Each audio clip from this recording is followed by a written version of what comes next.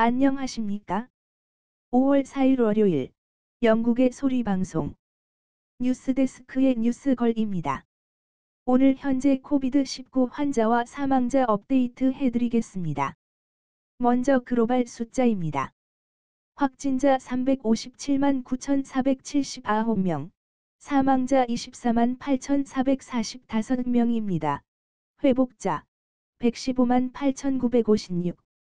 영국은 확진자 18만 7,481명, 사망자 2만 8,446명입니다. 이태리가 록다운 실시한 지 2달 만에 사망자가 줄어들자 일부 완화 조치를 하였습니다. 트럼프 대통령은 금년 연말까지는 백신 개발이 될 수 있다고 말했습니다. 영국 옥스포드 대학 의료팀이 개발한 백신 인체 실험이 지난 2일에 실시되었습니다. 마이크 폼페오 국무장관은 바이러스가 중국 우한 실험실에서 나왔다는 매우 중요한 증거가 있다고 발표하였습니다.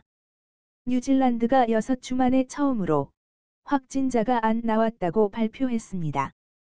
영국에서 소기업 대상으로 한 재난구조대출 자금 5만 파운드 이상과 개인 자영업자에 대한 정부 보증 대출이 오늘부터 시행됩니다. 개인 자영업자에 대한 재난구조금 지불은 지난주 완료되었습니다. 다음은 박지현 제작팀장이 작성한 북한 관련 뉴스입니다. 뉴스의 생동감을 위해 청취한 북한 라디오 방송의 녹음 부분도 들려드립니다. 녹음 상태가 고르지 못한 점 양해해 주시기 바랍니다. 조선중앙방송입니다. 이어서 시를 알려드리겠습니다. 欢迎收听中央人民广播电台中华之声。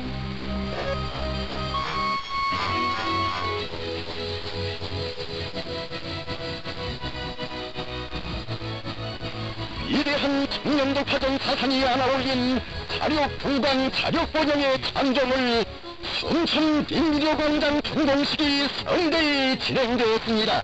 中央人民广播电台。 경량한 최고領導자 정정은 동지께서 준공식에 참석하시어 음소 준공 기표를 끊으셨습니다. 이단이 펼친 우리한 설계도 따라 전체 인민이 혁명의 푸념한 난국을 맞받아 뚫고 삼지건설의 새로운 활로를 열어나가는 정진공길에서 순천 인류공장이 자력부강 자력번영의 창조물로 믿어섰습니다.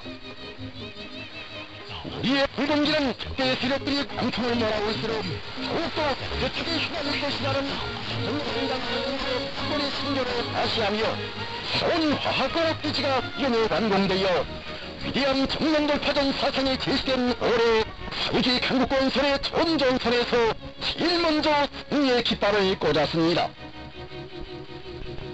주체외로 생산기지로 활동이 일떠선 순천 림비료공장 준공식이 전세계 근로자들의 국제적 명절인 5월 1일에 성대히 진행되었습니다. 조선노동당 위원장이시며 조선민주주의민주화국 국무위원회 위원장이시며 조선민주주의민주화국 한국과 소력의 최고 경제자 이종원 동지께서 준공식에 참석하셨습니다.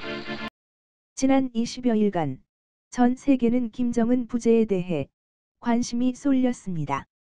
김정은 사망설과 함께 후계자 계도까지 오르내리면서 북한 독재 세습에 대한 관심이 높아졌는데요. 영국의 소리방송 제작팀장인 저는 매일 북한의 노동신문은 관찰하다가 5월 1일 신문에서 힌트를 얻어 김정은이 곧 대중 앞에 나올 것으로 예상했습니다. 그런데 그날 저녁 중국으로 방송하는 라디오를 청취하고 김정은이 5월 1일 순천 린비료 공장 준공식에 참석했음을 알게 되었습니다. 세계인들은 이번에 정보가 차단된 국가가 북한임을 새삼 느끼게 되었을 것입니다. 최근 미국 의회에서는 북한을 비롯하여 억압받는 정권 아래 있는 주민들에게 외부의 정보 유입을 강화하는 내용의 법안을 발의하였습니다.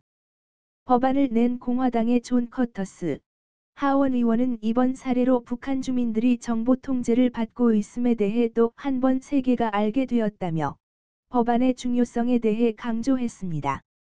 지난 20일간 김정은 부제로 세계는 김정은 건강설, 사망설로 의혹을 제기하며 이야기 나누었지만 막상 북한 주민들은 그 어떤 소식도 듣지 못했다는 이야기를 하면서 북한 주민들은 정부가 정보를 통제하고 있기 때문이라고 밝혔습니다. 이어서 그는 북한 주민들의 알 권리를 박탈하는 북한 정부의 행동은 인권 침해로 이어지고 있다고 덧붙였습니다.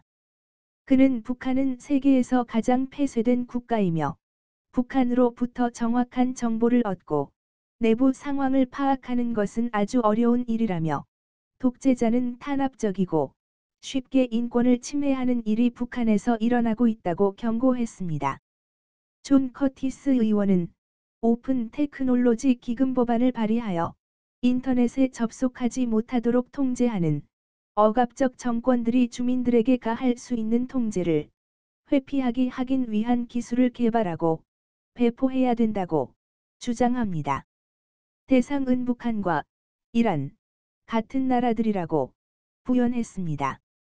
이번 법안은 국제방송법을 개정해 미국의 비영리 단체인 오픈 테크놀로지 펀드 OTF를 미국의 소리방송 BOA 등을 감독하는 미국 정보기관인 국제방송처 요세겜의 독립적인 단체로서 2022 회계 연도까지 총 4,500만 달러 예산이 책정되었습니다. 시청해 주셔서 감사합니다. 기사가 유익하셨다면 구독과 좋아요를 눌러 주십시오. 감사합니다.